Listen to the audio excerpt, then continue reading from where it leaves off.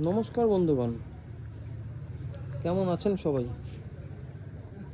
আমার শখের ছাদ বাগানে আপনাদের সকলকে জানিয়ে স্বাগত। আপনারা যারা অল্প সময় হাতে থাকে আর একটা সুন্দর বাগান করতে চান আর সব কিছু শর্টকাটে করতে চান, তাদের জন্য আমি একটা ট্রিক্স নিয়ে এসেছি আজকে।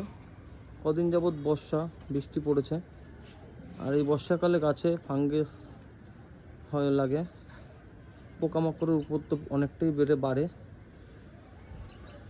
আর আপনার এগুলোই মেন প্রবলেম হয় বর্ষাকালে গাছের। তো আমি কি করি, এই বর্ষাকালটায় 2 লিটার জলে কোনো একটা ভালো কীটনাশক 5 ml দিই। দেখুন আমি দেখাচ্ছি। আমি যেমন 2 ml জলে আমলা এই কীটনাশকটা ইউজ করছি, আর এই ফাঙ্গিসাইডটা একসাথে ইউজ করছি, সাথে একটু একতারাও দিয়ে দিচ্ছি। এই 3টে ওষুধ একসাথে মিশিয়ে 2 লিটার জলে হামলাটা দিচ্ছি আমি 3 থেকে 4 ml, আর ফাঙ্গিসাইডটা দিচ্ছি 2 গ্রামের মতো, আর একতারাটা এই একটা প্যাকেটের হাফ প্যাকেট দিয়ে দিচ্ছি।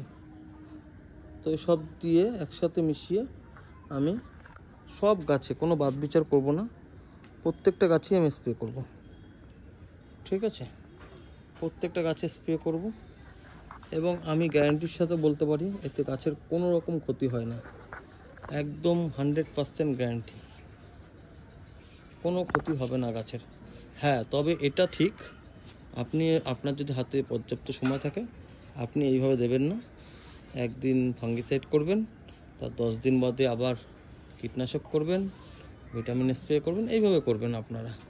কিন্তু যাদের হাতে সময় নেই, অথচ গাছগুলোকে ঠিকঠাক রাখতে হবে মোটামুটি, তাদের এই উপায়টা আপনারা করতেই পারেন।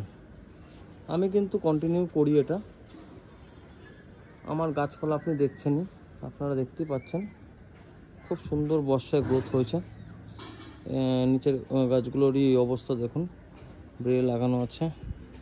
তো আপনারা দেখে বুঝতেই পাচ্ছেন কীরকম হারে গাছের আমার গ্রোথ।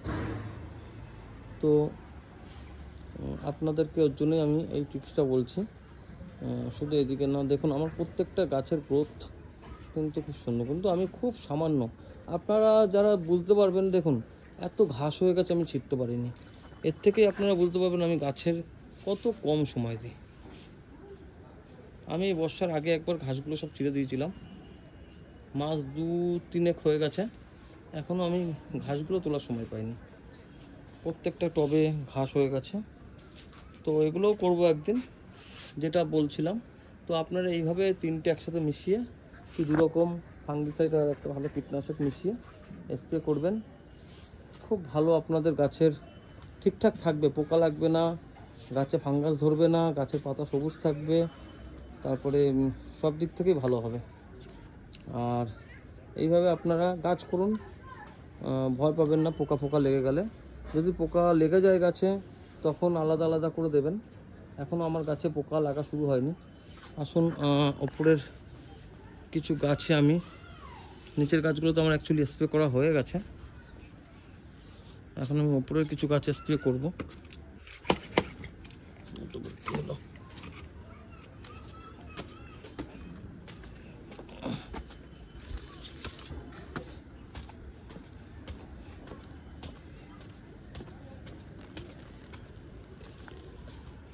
দেখুন আমার কোনো গাছই আমার খারাপ নেই, এইভাবে আমি মেনটেন করি গাছকে। এখানে লেবু গাছ, সমস্ত গাছ রয়েছে। তো আপনারাও এইভাবে স্প্রে করে দেবেন 3টে একসাথে মিশিয়ে, এতে খুব ভালো হবে। ঠিক আছে, এখানে আমার আজকে ভিডিওটা রাখলাম। যদি ভালো লাগে লাইক, সাবস্ক্রাইব, শেয়ার করে পাশে থাকবেন। আর কেমন লাগলো ভিডিওটা আপনাদের মতামত জানাবেন। এইভাবে আপনারা স্প্রে করবেন গাছগুলোতে, কোনো অসুবিধা হবে না। ঠিক আছে।